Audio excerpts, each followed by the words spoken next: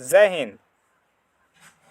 आपके लिए हम लेकर आए हैं भौतिकी के चैप्टर 1 यानी प्रकाश का प्रवर्तन एवं अपवर्तन के कुछ विगत वर्षों के महत्वपूर्ण प्रश्न जो बार बार परीक्षा में पूछे जाते हैं और वैसे भी प्रश्न हैं जो परीक्षा में आने की संभावना अत्यधिक होती है।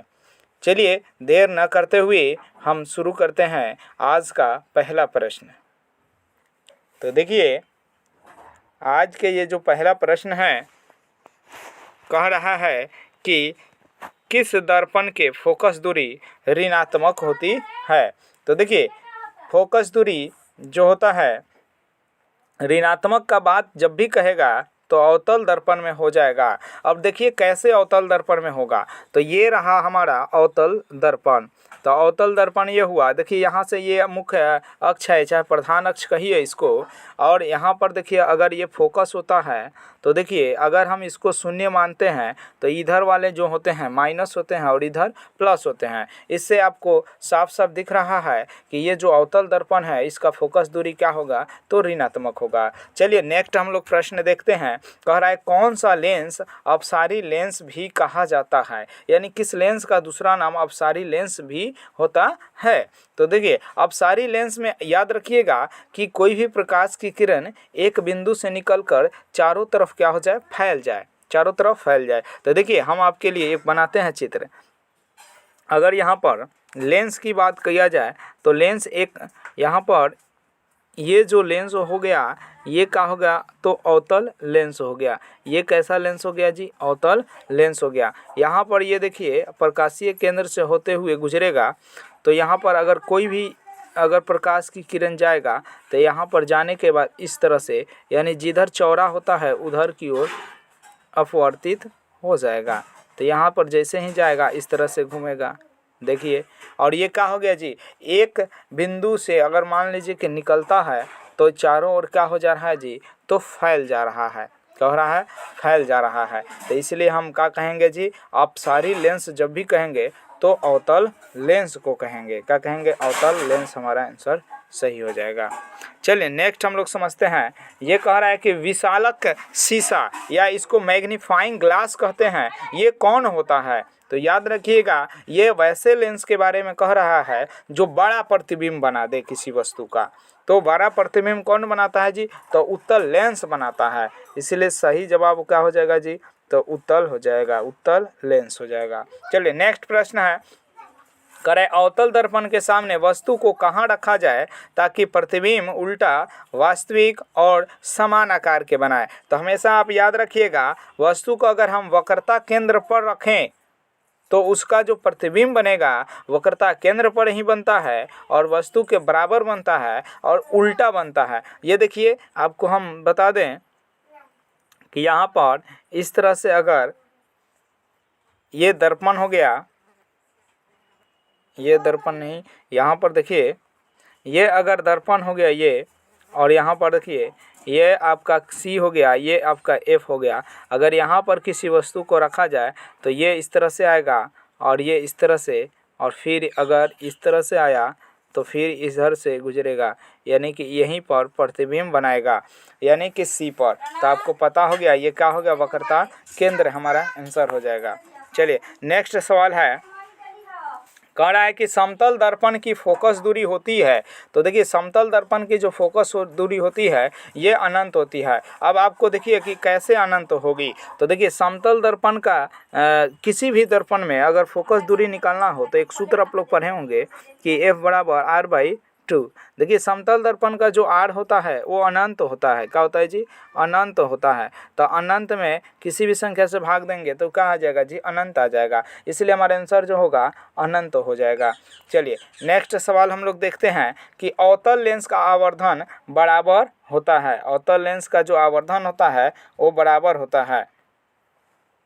तो देखिए अवतल लेंस का आवर्धन याद रखिएगा कि लेंस होता है एक दर्पण होता है। तो लेंस में जब कहेगा तो हम लोग V/U कहेंगे, और जब दर्पण में कहेगा तो -V/U कहेंगे। चलिए याद रखिएगा कि अगर दर्पण की बात करें, अगर दर्पण की बात करें तो याद रखिएगा -V/2 टू माइनस v/2 यानी प्रतिबिंब की दूरी और बट्टा वस्तु की दूरी, और उसके पहले क्या लगा दीजिएगा जी, माइनस लगा दीजिएगा, तो ये दर्पण के लिए आवर्धन हो जाएगा। अगर ये माइनस का चिन्ह हटा दीजिएगा तो ये लेंस के लिए आवर्धन का सूत्र हो जाएगा। चलिए नेक्स्ट हम लोग प्रश्न देखते हैं। कह रहा है लेंस द्वारा उत्पन्न आवर्धन की एसआई इकाई क्या है। तो लेंस द्वारा उत्पन्न आवर्धन की जो एसआई इकाई होता है वो क्या होता है जी, तो मात्रक विहीन होता है, मतलब इसमें कोई मात्रक नहीं लगता है। चलिए आपको पता है कैसे यहाँ पर हम लोग पता करेंगे। तो आपको पता है कि ये प्रतिबिंब की जो दूरी होता है उसका भी अगर हम लोग मीटर लें, ठीक है, और वस्तु की दूरी भी अगर मीटर लें तो मीटर और बट्टा में मीटर, तो दोनों का हो जाएगा, कट जाएगा, केवल संख्यात्मक रूप होगा। इसीलिए हम इसको क्या कह सकते हैं जी कि आवर्धन का जो मात्रक होता है वो मात्रक विहीन होता है, चाहे इकाई विहीन होता है। चलिए अगला प्रश्न है, कह रहा है कि वायु में प्रकाश की चाल क्या होती है जी। तो वायु में प्रकाश की चाल, अब बताइए कि निर्वात जब होगा तो वहाँ पर सबसे अधिक होता है, और हवा में कुछ कण होते हैं, बहुत सारे धूल कण होते हैं। इसका मतलब का कि निर्वात से इसका स्पीड का हो जाएगा जी, कम हो जाएगा। तो आप याद रखिएगा कि निर्वात में क्या हो जाएगा, निर्वात की तुलना अगर किया जाए तो हवा में उसकी चाल प्रकाश की क्या हो जाएगा, कम हो जाएगा। चलिए नेक्स्ट प्रश्न है, कह रहा है कि विद्युत का चालक अच्छा चालक कौन है। तो देखिए लकड़ी है, तो लकड़ी तो चालक होता नहीं है, प्लास्टिक है, फिर कार्बन है, तो ये सब क्या हो जाएंगे जी, चालक नहीं होंगे। लेकिन जो चांदी होता है वो विद्युत का चालक होता है, तो इस सब में क्या हो जाएगा जी, चांदी हो जाएगा विद्युत का अच्छा चालक। चलिए अगला प्रश्न है, और अगला प्रश्न आपसे कह रहा है कि प्रकाश के प्रवर्तन के कितने नियम हैं। तो आप सब कोई जानते हैं प्रकाश के प्रवर्तन के कितने नियम हैं जी, 2 नियम हैं। प्रकाश का प्रवर्तन का है चाहे प्रकाश का अपवर्तन का है, दोनों में ही 2 ही नियम है, ठीक है। चलिए अगला प्रश्न है,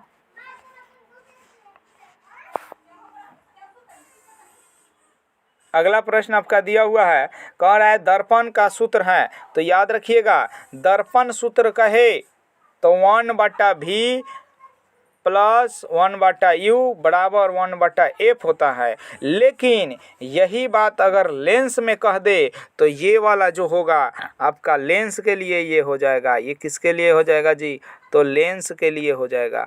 तो लेंस के लिए ये सूत्र हो जाएगा, ये आपका दिया है 1/v माइनस 1/u बराबर f, और ये किसके लिए हो जाएगा, ये दर्पण के लिए हो जाएगा। तो चलिए आप समझ गए। चलिए नेक्स्ट हम लोग प्रश्न देखते हैं। केवल चिन्ह का फर्क होता है दर्पण के सूत्र में और लेंस के सूत्र में। प्लस कहेगा इसका मतलब हो गया दर्पण, और माइनस कह दिया इसका मतलब आप समझिए लेंस में कह रहा है। चलिए नेक्स्ट है, कौन सा लेंस हवा में अभिसारी लेंस की भी कहलाता है। तो देखिए अभिसारी लेंस जब भी बात कहेगा तो आप हमेशा याद रखिएगा अभिसारी का मतलब हुआ कि एक बिंदु पर जाकर क्या हो जाए, मिल जाए। इसीलिए हमारा आंसर हो जाएगा अभिसारी लेंस में उत्तल लेंस। देखिए उत्तल लेंस होता क्या है, तो देखिए यहाँ पर हम आपको बताते हैं। ये हो रहा उत्तल लेंस, इस तरह से आपका उत्तल लेंस होता है। यहाँ पर ये मान लीजिए कि क्या है, प्रकाशीय बिंदु है, और यहाँ से कोई भी जा रहा है तो यहाँ से कैसे झुकेगा, ऐसे झुकेगा, ऐसे झुक जाएगा, ऐसे जा रहा था ऐसे मिलेगा, ऐसे जा रहा था ऐसे मिलेगा। तो यहाँ एक बिंदु पर क्या हो रहा है जी, मिल रहा है। इसीलिए इसको हम लोग क्या कहेंगे, अभिसारी लेंस कहेंगे। आई होप कि आपको समझ में आ रहा होगा। तो जब भी अभिसारी कहेगा तो उत्तल लेंस, अपसारी कहेगा तो अवतल लेंस। चलिए नेक्स्ट हम लोग प्रश्न देखते हैं। नेक्स्ट प्रश्न कह रहा है दाढ़ी बनाने के लिए उपयोग में आने वाला दर्पण होता है। तो देखिए सब कोई जानते हैं दाढ़ी बनाने में अवतल दर्पण का उपयोग किया जाता है। अब देखिए अवतल दर्पण का और भी उपयोग होता है, तो अवतल दर्पण का और उपयोग कहाँ कहाँ होता है, तो याद रखिएगा अवतल दर्पण का एक तो हजामती दर्पण में हो गया, दूसरा सौर भट्ठी में होता है। कहाँ होता है, तो सौर भट्ठी में होता है,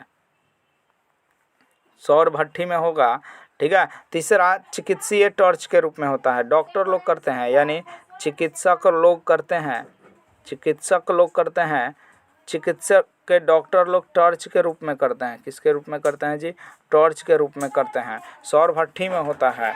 और याद रखिएगा जो हेडलाइट होता है, हेडलाइट में होता है, हेडलाइट में भी होता है इसका उपयोग, हेडलाइट में भी होता है। तो चलिए, आई होप कि आपको समझ में आ गया होगा। नेक्स्ट प्रश्न हम लोग देखते हैं। कह रहा है निम्नलिखित में कौन सा पदार्थ लेंस के लिए उपयुक्त नहीं किया जा सकता, यानी लेंस बनाने में हम उसका प्रयोग नहीं करते हैं। तो यह आपका जवाब हो जाएगा। और देखिए, ये सब परीक्षा में पूछे गए प्रश्न हैं। हमारा आंसर क्या होगा? मिट्टी। मिट्टी से हम कोई लेंस नहीं बना सकते हैं। चलिए, नेक्स्ट प्रश्न है, कह रहे हैं निर्गत किरण तथा अभिलंब के बीच के कोण को कहते हैं। तो निर्गत किरण तथा अभिलंब के बीच, तो पहले हम लोग समझते हैं कि आखिर ये निर्गत किरण होता क्या है। तो देखिए, अगर मान लीजिए कि ये कांच का सिल्ली है, ठीक है, यहाँ से कोई ये माध्यम बदल गया, ये मान लीजिए कि हवा है, ये क्या है जी? हवा है। और ये क्या है? तो ये कांच है। ये क्या है जी? तो ये कांच है। ये अगर कांच है, ये क्या है? कांच है। तो यहाँ से कोई अगर आ रहा है इस तरह से किरण, अगर इधर से ये किरण अगर है, ठीक है, और यहाँ पर हम लोग का डाल दिए, लंब डाल दिए, ठीक है, तो ये ऐसे जाएगा, परिवर्तित होगा। और जैसे यहाँ पर आएगा तो यहाँ पर, और यहाँ से क्या होगा? ये मान लीजिए अभिलंब का काम कर रहा है, तो ये इस तरह से ऐसे दूर हटेगा। तो ये जो कोण हो गया निर्गत, मतलब जब किरण उस माध्यम से फिर पुनः अपनी माध्यम में अगर निकल रहा है, तो इसको हम लोग क्या कहेंगे? निर्गत किरण। इसको क्या कहेंगे? निर्गत किरण। निर्गत किरण कहेंगे। तो निर्गत किरण, और ये क्या है? तो अभिलंब है। ये अभिलंब है, ठीक है। तो इसके बीच का जो ये कोण बना, मान लीजिए ये कोण आई है, तो इसको हम लोग क्या कहेंगे? निर्गत कोण कहते हैं। क्या कहते हैं जी? निर्गत कोण कहते हैं। चलिए, आई होप कि आपको समझ में आ गया। चलिए, नेक्स्ट प्रश्न है, ये हमारा आंसर क्या हो जाएगा जी? तो निर्गत किरण हो जाएगा। चलिए, अगला प्रश्न है कि किसी ठोस से बाहर की ओर उभरे दो गोलीय पृष्ठ हो तो इसे कहते हैं।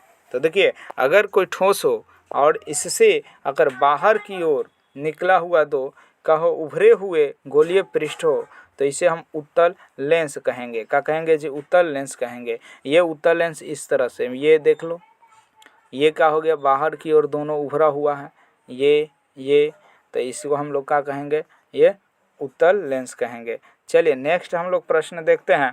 कह रहा है किसी बिंब का अवतल दर्पण द्वारा बना प्रतिबिंब आभासी सीधा तथा बिंब से बड़ा पाया जाता है, वस्तु की स्थिति कहाँ होनी चाहिए? तो ये देखिए, कह रहा है कि आभासी भी होना चाहिए, सीधा भी होना चाहिए और बिंब से बड़ा होना चाहिए अवतल दर्पण में। तो ये होता है मुख्य फोकस और प्रकाश केंद्र के बीच। कह रहा है कि वक्रता केंद्र पर रखिए या वक्रता केंद्र से परे रखे या दर्पण के ध्रुव तथा मुख्य फोकस के बीच। तो आपको पता है कि लेंस में प्रकाशीय केंद्र होता है और दर्पण में क्या होता है? ध्रुव होता है। तो इसलिए हमारा आंसर क्या हो जाएगा जी? दर्पण के ध्रुव तथा मुख्य फोकस के बीच हो जाएगा। चलिए, नेक्स्ट हम लोग देखते हैं। कह रहा है सर्च लाइट परावर्तन सतह होता है। तो सर्च लाइट में हम लोग अवतल दर्पण का उपयोग करते हैं, इसलिए हमारा आंसर क्या हो जाएगा जी? अवतल दर्पण हो जाएगा। चलिए, नेक्स्ट हम लोग प्रश्न देखते हैं। और नेक्स्ट प्रश्न है कि निर्वात में प्रकाश की चाल क्या होती है? तो देखिए, निर्वात में प्रकाश की चाल जो होगा 3 × 10⁸ मीटर पर सेकेंड होगा। देखिए, यही किलोमीटर का बात करेगा, तो किलोमीटर में हमारा क्या होना चाहिए? तो 3 × 10⁵ होना चाहिए किलोमीटर और पर सेकेंड होना चाहिए। याद रखिएगा, किलोमीटर में पूछेगा तो ये होगा, और मीटर पर सेकेंड में पूछेगा तो 3 × 10⁸ मीटर पर सेकेंड हो जाएगा। चलिए, नेक्स्ट सवाल है कि परावर्तन के कितने, यानी परावर्तन के नियम से निर्धारित होगा, यानी परावर्तन का नियम आखिर कहता क्या है? तो देखिए, उसमें कहता है कि आपतन कोण का मान परावर्तन कोण के मान के बराबर होता है, इसलिए हमारा ऑप्शन ए सही हो जाएगा। चलिए, अगला प्रश्न जो है, कह रहा है हजामत के लिए किस दर्पण का उपयोग होता है? ये प्रश्न दोबारा आ गया। ये देखिए कि अवतल दर्पण, थोड़ा सा प्रश्न को उल्टा है, लेकिन बात वही कह रहा है। दाढ़ी बनाने वाला कहिए चाहे हजामत बनाने के लिए कहिए, दोनों बात बराबर है, इसलिए अवतल दर्पण सही हो जाएगा। चलिए, नेक्स्ट प्रश्न है आपका। कह रहा है कि प्रकाश की किरणें गमन करती है। तो सब कोई को पता है प्रकाश की किरणें जो है सीधी रेखा में गमन करती है। चलिए अगला है, कह रहे लेंस में मुख्य फोकस की संख्या कितनी होती है। देखिए लेंस का जब भी बात कहेगा तो मुख्य फोकस की संख्या 2 होता है, एगो f1 होता है और एगो f2 होता है। क्या होता है जी, f1 होता है और एक f2 होता है। इसको हम लोग इस तरह से समझ सकते हैं, जैसे मान लीजिए कि ये लेंस है, ये देखिए ये प्रकाशीय बिंदु है, तो यहाँ पर होता है f2 होता है। उत्तल लेंस में देखिए, उत्तल लेंस में f2 इधर होता है और f1 जो होता है इधर होता है। तो अतः आपको समझ में आया कि ये क्या हो गया जी, और इसके इधर का होता है जी, तो 2f1 होगा और इधर हो जाएगा 2f2 हो जाएगा। लेकिन यहाँ पर बात कर रहा है कि मुख्य फोकस की, तो मुख्य फोकस 2 होते हैं, f1 और f2 होते हैं। ठीक है, आई होप कि आपको समझ में आ गया होगा। चलिए अगला हम लोग प्रश्न देखते हैं। कह रहा है कि किसी माध्यम से अपवर्तनांक का मान होता है। तो देखिए अपवर्तनांक का परिभाषा ही होता है कि साइन आई बटा साइन आर, ये सूत्र है अपवर्तनांक निकालने का। ठीक है, याद रखिएगा, साइन आई बटा साइन आर। ये आई और आर क्या है जी, तो आई जो है आपतन कोण है और आर जो है अपवर्तन कोण होता है। चलिए अगला प्रश्न हम लोग देखते हैं। कह रहे प्रकाश के अपवर्तन के कितने नियम हैं। तो जैसा कि आपको बताए हैं कि प्रकाश के अपवर्तन कहे चाहे परावर्तन कहे, नियम कितने होते हैं जी, तो 2 होते हैं। चलिए नेक्स्ट प्रश्न है, कह रहा है कि वस्तु के छोटे और आभासी प्रतिबिंब इनमें से किस दर्पण से प्राप्त होता है। यानी देखिए हमेशा याद रखिए, कह रहा है छोटा और फिर कह रहा है आभासी। आभासी कहेगा मतलब सीधा भी होना चाहिए और छोटा भी होना चाहिए। तो समतल दर्पण जो होता है ये बराबर बनाता है, आभासी तो बनाता है और सीधा भी बनाता है, लेकिन प्रतिबिंब जितना बड़ा जितना साइज का हम वस्तु रखेंगे उतना ही साइज का बनाएगा। लेकिन यहाँ पर कह रहा है छोटा, तो इसलिए हमारा आंसर हो जाएगा उत्तल दर्पण। चलिए नेक्स्ट हमारा प्रश्न है, अब कह रहा है कि उत्तल दर्पण में किस प्रकार का प्रतिबिंब बनता है। तो उत्तल दर्पण में अभी हम लोग पढ़ें कि हमेशा का बनता है, जो उत्तल दर्पण की बात कहेगा तो आभासी प्रतिबिंब बनता है। अगला प्रश्न है, समतल दर्पण द्वारा क्या बनते हैं। समतल दर्पण आखिर क्या बनाता है। तो समतल दर्पण भी हमेशा आभासी प्रतिबिंब ही बनाता है। अगला है, वस्तु से छोटा प्रतिबिंब बनता है। तो वस्तु से छोटा प्रतिबिंब हमेशा, अब देखिए यहाँ पर कंडीशन नहीं लगाया है कि सीधा ही बनना चाहिए, अतः हमारा यहाँ पर ऑप्शन बी भी सही हो जाएगा और ए भी सही हो जाएगा, और इसीलिए ए और बी दोनों किस में है जी, डी में। तो हमारा मूल रूप से आंसर क्या हो जाएगा जी, ऑप्शन डी हो जाएगा। चलिए ऑप्शन डी आंसर हो जाएगा। चलिए नेक्स्ट प्रश्न कह रहा है, प्रकाश क्या है। तो देखिए प्रकाश जो है, आप परिभाषा पढ़े हैं कि प्रकाश वह कारक है जो हमें किसी वस्तु को देखने में हमारी मदद करता है। और आपको ये भी पढ़ाया गया है कि प्रकाश क्या है जी, एक विद्युत चुंबकीय ऊर्जा है। विद्युत चुंबकीय का है जी ऊर्जा है। तो यहाँ से हमारा ऑप्शन बी सही हो जाएगा, आंखों को प्रभावित करने वाली ऊर्जा।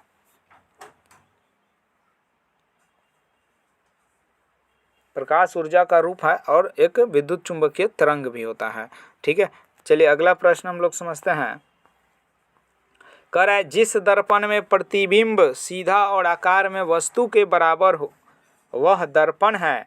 तो देखिए प्रतिबिंब यहाँ पर बात किया है कि बराबर की, सीधा की, आकार में वस्तु के बराबर की। तो सीधा तो उत्तल भी बनाता है, समतल भी बनाता है, लेकिन यहाँ पर कंडीशन है बराबर की, इसीलिए हमारा आंसर सही क्या हो जाएगा जी, समतल दर्पण। अगला प्रश्न है, कह रहा है एक गोलीय दर्पण की वक्रता त्रिज्या 40 सेंटीमीटर है, तो उसकी फोकस दूरी क्या होगी। तो देखिए गोलीय दर्पण में अब बताइए फोकस दूरी क्या होगी। तो एफ बराबर क्या होता है जी, तो r/2 होता है। तो ये 40, तो 40 के आधा कितना हो जाएगा जी, तो 20 हो जाएगा, यानी ऑप्शन हमारा सी सही हो जाएगा। चलिए नेक्स्ट हम लोग देखते हैं। कह रहा है कि किसी उत्तल लेंस के सामने 2f और अनंत के बीच कोई बिंब को रखा गया, यानी वस्तु को रखा गया, तो प्रतिबिंब कैसा बनेगा। तो देखिए आपको बता दें कि यहाँ पर अगर रखा जाए किसी वस्तु को, ये उत्तल लेंस में कह रहा है, तो ये समझिए ये f2 होता है, ये f1 हो जाएगा और E2f1 हो जाएगा और ये 2 F2 हो जाएगा। तो अगर कह रहा है कि 2F1 और अनंत के बीच, मतलब क्या, इधर कहीं रखा गया, तो आपका जो प्रतिबिंब बनेगा वो किसके बीच बनेगा, तो वो बनता है आपका कि F2 और 2F1 के बीच, यानी इधर कहीं बनेगा जाके। तो इधर कहीं बनेगा तो ये कैसा बनेगा जी, तो छोटा बनता है। इस तरह से अगर मान लीजिए कि कोई ऐसे रखे हैं तो यहाँ से जाएगा और यहाँ से जाने के बाद इधर से गुजरता है और एक जो होता है इस तरह से आता है और ये सीधे गुजर देता है। तो इधर कहीं मिलेगा और इधर मिलेगा तो कैसा बनेगा, तो छोटा बनता है। कैसा बनेगा, तो छोटा बनेगा। तो याद रखिएगा, नीचे में है इसका मतलब उल्टा हो गया, और उल्टा होगा तो वास्तविक होगा और क्या बनेगा, तो छोटा बनेगा। तो यहाँ पर आंसर आपका हो जाएगा ऑप्शन ए। चलिए नेक्स्ट प्रश्न हम लोग देखते हैं। नेक्स्ट प्रश्न है, कह रहे मुख्य अक्ष दर्पण के ध्रुव पर क्या होगा जी, तो ध्रुव से क्या होता है, अभिलंब अभिलंब होता है। क्या है जी, ध्रुव पर अभिलंब होता है। मुख्य अक्ष दर्पण के ध्रुव पर क्या होता है, अभिलंब होता है। ये आप देख सकते हैं, इसको हम लोग कहते हैं, मान लीजिए कि ये दर्पण है और इस तरह से ये क्या हो गया, ध्रुव हो गया। इसको हम लोग क्या कहते हैं, ध्रुव कहते हैं, पी। तो ये क्या हो गया, मुख्य अक्ष हो गया। ये क्या हो गया, मुख्य अक्ष हो गया। ये मुख्य अक्ष हो गया, चाहे इसको प्रधान अक्ष कहिए, प्रिंसिपल एक्सिस कहिए। तो यहाँ पर क्या है, तो यहाँ 90 डिग्री का कोण बना रहा है, इसलिए आप क्या कहेंगे कि अभिलंब है। चलिए समझते हैं आगे। यह हमारा आंसर क्या होगा, ये हो जाएगा। अगला प्रश्न है, कई लेंसों के से बने एकल लेंस की उपयोगिता है। कई लेंसों के से बने एकल लेंस की उपयोगिता क्या है जी, तो चश्मे के लेंस में, या सूक्ष्मदर्शी के लेंस में, या सभी प्रकार के लेंसों में, या इनमें से कोई नहीं। तो एकल लेंस से कई लेंस है कह रहा है, कई लेंस से बने एकल लेंस की उपयोगिता से सूक्ष्मदर्शी में हम लोग इस प्रकार के प्रयोग कर सकते हैं। ठीक है, तो आंसर हो जाएगा ये। चलिए अगला प्रश्न है, कह रहा है कि उत्तल दर्पण में बनने वाले प्रतिबिंब की प्रकृति है। उत्तल दर्पण में बनने वाले प्रतिबिंब की प्रकृति है। तो उत्तल दर्पण हमेशा वस्तु से क्या होता है, छोटा प्रतिबिंब बनाता है, और छोटा बनाएगा और कैसा बनाता है, तो आभासी बनाता है। तो यहाँ पर हमारा आंसर क्या हो जाएगा, तो ये हो जाएगा आभासी। अगला प्रश्न है, कह रहा है कि फोकस पर अभिसारित करने वाला किरण पुंज परावर्तन के बाद समांतर किरण पुंज किस दर्पण में बदल जाता है। तो फोकस पर अभिसारित करने वाला किरण पुंज परावर्तन के बाद समांतर किरण पुंज किस दर्पण में बदल जाता है, तो किस में बदलेगा जी, तो समांतर जो किरण पुंज होगा, यहाँ पर हम इसको समझ सकते हैं इस तरह से। देखिए, अब ये कहने का मतलब ये है, ये कहना चाहता है कि बताइए अब अवतल दर्पण में बदलेगा कि उत्तल दर्पण में बदलेगा। तो यहाँ देखिए इस तरह से ये होगा, और यहाँ पर ये मान लीजिए फोकस है और ये वक्रता केंद्र है। यहाँ पर जब ये आए, यहाँ पर देखिए, यहाँ से कह रहा है कि ये किधर से आए, फोकस से गुजरने के बाद जब ये समानांतर होगा तो ये बदल जाएगा। तो ये बदलेगा किसमें, तो अवतल दर्पण में। क्या हो जाएगा जी, अवतल दर्पण में बदलेगा। और ये उत्तल दर्पण अगर देखा जाए तो इस तरह से है, ये उत्तल दर्पण। तो ये यहाँ पर अगर ये फोकस इधर होगा, हैं, तो इधर फोकस इधर हो जाता है, तो इसमें क्या होगा, यहाँ पर तो इसमें भी देखिए वही बात होगा कि यहाँ से आएगा और जो भी इधर से आएगा, ठीक है, और फोकस से जो गुजरेगा दर्पण से टकराने के बाद क्या हो जाएगा जी, दर्पण से टकराने के बाद इधर, तो इधर से मिलता हुआ प्रतीत होता है, और जैसे ये आएगा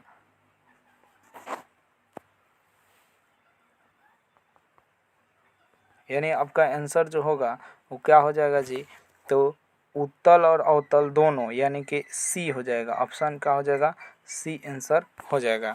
चलिए नेक्स्ट हम लोग देखते हैं, यानी उत्तल दर्पण और अवतल दर्पण दोनों में ये नियम होता है कि अगर कोई प्रकाश की किरण फोकस से गुजरे तो दर्पण से प्रवर्तन के बाद क्या हो जाएगा? तो समांतर रेखा में क्या हो जाएगा? प्रवर्तित हो जाता है। तो ये आंसर हमारा क्या हो जाएगा? बी और ए और बी दोनों, यानी कि अवतल दर्पण और उत्तल दर्पण दोनों दर्पण में ऐसी घटनाएं होती है। चलिए नेक्स्ट हम लोग समझते हैं, कह रहा है कि वास्तविक वस्तु का आभासी प्रतिबिंब बनता है। तो वास्तविक वस्तु का आभासी जो प्रतिबिंब बनेगा वो क्या होगा? वास्तविक वस्तु का आभासी प्रतिबिंब जो बनता है, आभासी हमेशा समतल दर्पण में और उत्तल दर्पण में और अवतल दर्पण में, यानी हम कह सकते हैं आभासी मतलब सीधा, तो तीनों प्रकार के दर्पणों में बनता है। इसलिए हमारा आंसर क्या हो जाएगा? ऑप्शन डी, यानी इनमें से सभी दर्पणों में। अगला प्रश्न है, कह रहा है तेल लगा कागज होता है, तो तेल अगर लगा दीजिएगा तो क्या होगा? धुंधला दिखाई देने लगेगा, मतलब पारभाषक हो जाएगा। चलिए नेक्स्ट हम लोग प्रश्न देखते हैं, और कह रहा है एक अवतल दर्पण में वस्तु की स्थिति ध्रुव और फोकस के बीच है तो इसका प्रतिबिंब होगा। अगर ध्रुव और फोकस के बीच में है तो आपको पता है कि वस्तु का होगा जी? काल्पनिक होगा, यानी आभासी होगा और बड़ा होगा, यानी ऑप्शन हमारा आंसर डी हो जाएगा। ठीक है, आपको फिगर से आप समझना चाहते हैं तो ये देखिए, इस तरह के अगर ऐसे है और यहाँ पर अगर फोकस है और ये ध्रुव माना जाता है, ठीक है, तो बोल अगर यहाँ पर कोई वस्तु रखिएगा तो ये दर्पण अगर है इस तरह से, तो यहाँ से ये जाएगा और यहाँ से अगर टकराएगा इस तरह से तो ये इस तरह से जाएगा। ठीक है, क्योंकि इधर तो डॉट डॉट से गुजरेगा और एक यहाँ से अगर ये जाएगा, ठीक है, तो इतना ही कोण बनाते हुए ये गुजरेगा, तो इसको डॉट डॉट से बनाएंगे तो इधर जाकर कहीं टकराएगा। तो ये देख रहे हैं आपके आंखों के सामने दिख रहा है कि सीधा बन रहा है और इसके तुलना में क्या बन रहा है जी? बड़ा बन रहा है। इसलिए हम क्या कह सकते हैं जी? हमारा जो आंसर होगा क्या होगा? ऑप्शन डी हो जाएगा, यानी कि काल्पनिक बनेगा और बड़ा होगा। चलिए नेक्स्ट हम लोग प्रश्न देखते हैं, कह रहा है डायोप्टर उस लेंस की क्षमता होती है जिसकी फोकस दूरी है। तो देखिए आपको पता है कि डायोप्टर होता है लेंस की क्षमता का जो ऐसा ही मात्रक होता है, डायोप्टर होता है। या अगर वो ऑप्शन में नहीं दिया तो आप क्या बनाइएगा? तो आप मरिएगा कि m के पावर -1 होता है, यानी कि इसको आप ऐसे भी लिख सकते हैं 1/m, यानी हम कह सकते हैं कि डायोप्टर अगर किसी लेंस की क्षमता है तो उसका ऐसा ही जो मात्रक होगा वो क्या हो सकता है जी? फोकस दूरी होगा। फोकस दूरी मीटर हो सकता है, 1 मीटर हो जाएगा। फोकस दूरी क्या हो जाएगा जी? तो 1 मीटर हो जाएगा। चलिए नेक्स्ट हम लोग प्रश्न देखते हैं, और नेक्स्ट प्रश्न है कि यदि आपतन कोण I और परावर्तन कोण R है तो क्या होगा? तो देखिए आपतन और परावर्तन कोण दोनों का होते हैं जी? बराबर होते हैं, इसलिए हमारा आंसर का हो जाएगा ए, यानी I बराबर R। चलिए नेक्स्ट प्रश्न है, और नेक्स्ट प्रश्न कह रहा है कि तुम कहे ऐसे हो रहा है जी। देखिए नेक्स्ट प्रश्न है कि किसी